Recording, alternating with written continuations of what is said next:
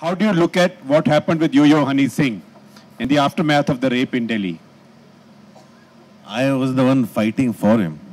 In the sense, I think it started with me somewhere. I think it was the reason that I started defending his right to exist that the whole thing blew out of context.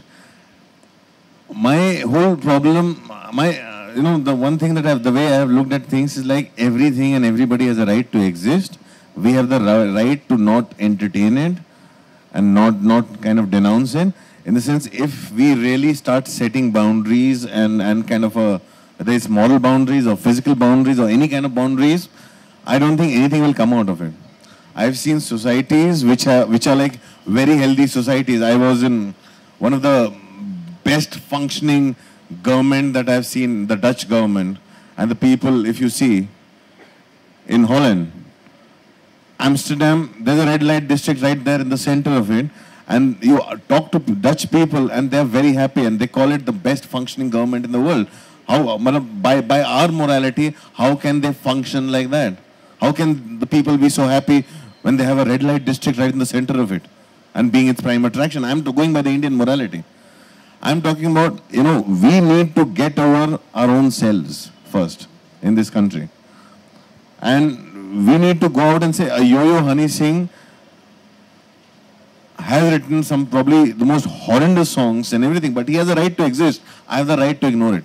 I have the right to not listen to it. I have the right to not entertain him.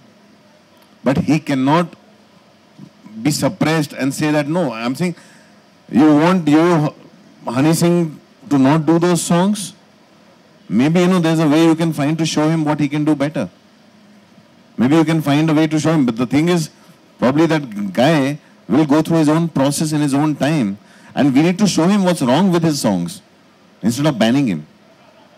And I don't think so, in the sense also, and I was coming from a point of view because I have interacted with a man. And to me, that man was nothing but a repressed kid who found fame and who found an audience.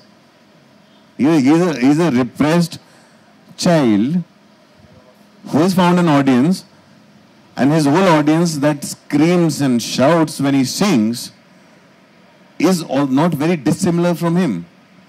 And that's a very large audience. What we are forgetting is that a large part of our country is extremely repressed.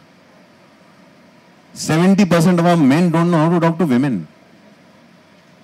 I've seen such intellectual men, they start sweating when they're talking to a girl. They don't know how to interact with them. The problem is there.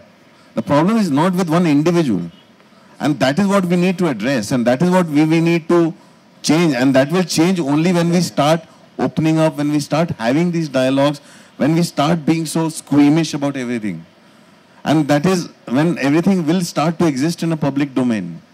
And we start interacting with, it's very important that we feel shocked sometimes. Some things need to shock us out of our comfortable place. Sometimes things need to be in our face and slap us in our face and say that, get out of your slumber, and this does exist, and face it and deal with it. My problem is we are always holding hands, or we are putting ourselves in a position where we think we know better and we can show everybody the way. I'm saying let everybody figure out their own way. We have to stop holding hands.